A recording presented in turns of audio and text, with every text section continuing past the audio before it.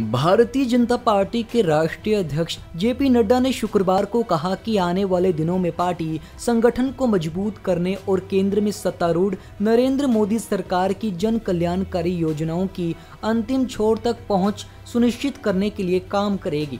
नड्डा यहां भाजपा के राष्ट्रीय पदाधिकारियों की 3 दिवसीय बैठक के उद्घाटन सत्र को संबोधित कर रहे थे।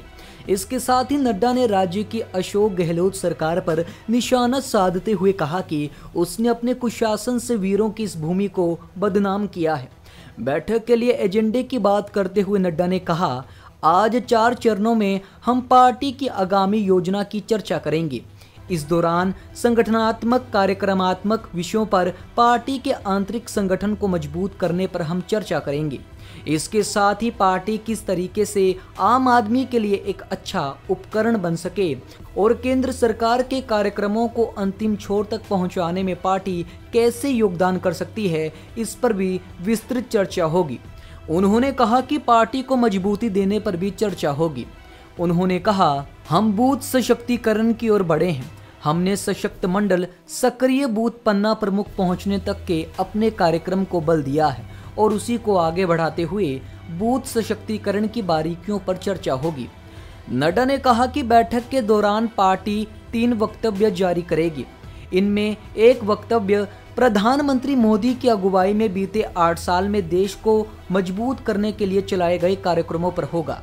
विभिन्न चुनावों में भाजपा की जीत का जिक्र करते हुए उन्होंने कहा कि भारत की जनता ने प्रधानमंत्री मोदी पर अटूट विश्वास जताते हुए बारंबार उनके कार्यक्रमों पर मोहर लगाई, जिसके लिए भी जनता का आभार जताया जाएगा।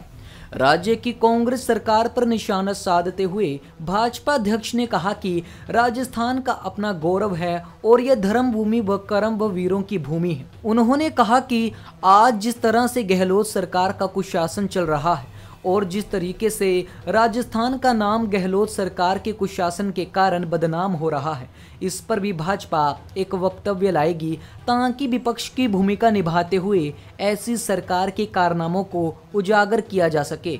आधिकारिक सूत्रों के मुताबिक कार्यक्रम को प्रधानमंत्री नरेंद्र मोदी ने भी संबोधित किया। प्रधानमंत्री मोदी के मार्गदर्शन को महत्वपूर्ण बताते हुए नड्डा ने कहा कि उनके मार्गदर्शन से हम पार्टी को ताकत देते हैं और पार्टी को आगे बढ़ाने में अपना योगदान कर पाते हैं। संगठन को जब जब आवश्यकता पड़ती है, प्रधानमंत्री का हमें हमेशा मार्गदर्शन मिला है।